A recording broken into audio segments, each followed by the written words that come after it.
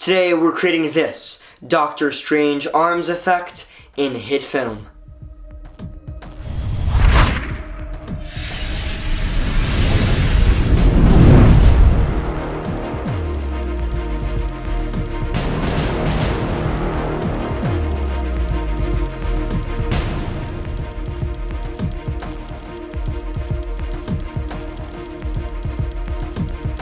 Welcome to Backyard Filmmaking. I'm your host Chris, and in today's episode we're creating an effect from Avengers Infinity War. This effect was featured in one of my favorite fight scenes of the entire movie, the battle on Titan. In this fight scene, the space group of the movie is battling against Thanos to get the Infinity Gauntlet and prevent the destruction of half of the universe. During this fight, there are a lot of combo moves between characters. There are also portions in which there are one-on-ones between Thanos and one of the heroes. One of these fights is between Doctor Strange and Thanos. During this fight, Doctor Strange uses a plethora of different spells to attempt to stop Thanos. One of these is this cloning trick, where Doctor Strange clones himself and a bunch of different arms pop up behind him. That's the effect that we're creating today. This effect really isn't too difficult, especially if you have the right footage for it and know how to work with green screen and compositing. Without further ado, let's get started. Here we are, Hitfilm Pro, with the project file for this effect open. The first portion of this effect that should be explored is what you'll need to create it, or, in other words, what materials you'll need. Although later you'll be creating some assets and opening them in the media panel, the two pieces of media that will be the true basis of this effect include one piece of footage of you or someone else performing the circular movement Doctor Strange did in the film, and another clip of you performing several different arm movements you intend on using as the clone arms featured in this effect. I performed three main arm movements, one in which I simply extended my arm, another in which I kind of pivot my forearm, and another where I simply extend my arm downwards. Both of these clips should be filmed on green screen or another background that can be keyed out. The first step in creating this effect was to create a composite shot, that of which I decided to title Final Effect, No Background. To get a better idea of where I headed from this, I'm going to hide all of the extra arms for now. Now, all I have is the base footage, which I have shortened down in order to get rid of any outtakes. I've also put a mask on the footage in order to get rid of the areas of the wall not covered by my green screen. After this, I keyed out the green screen using the green screen key effect preset.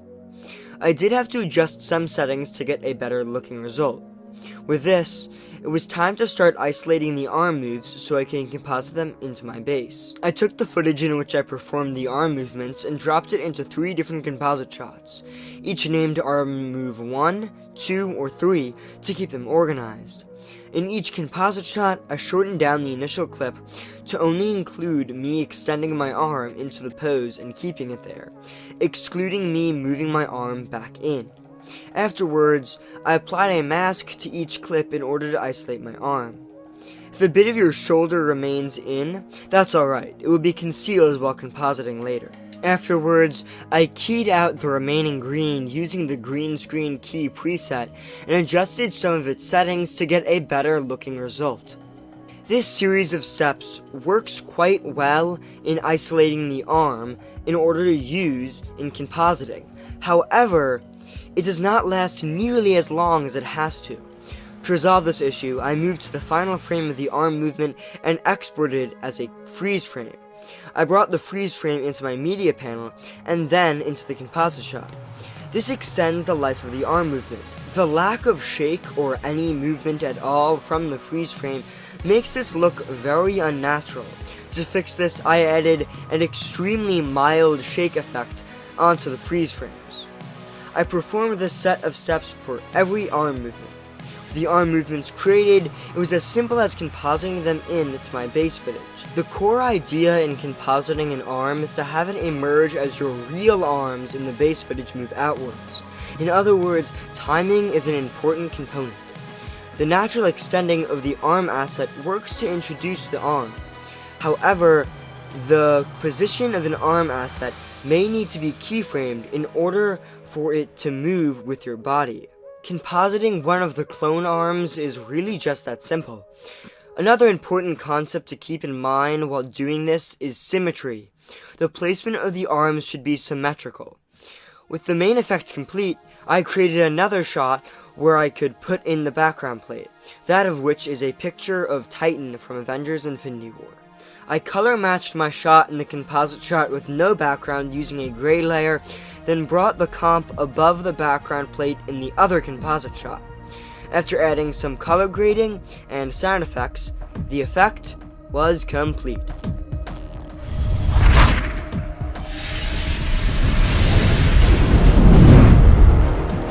And that's how to create the effect.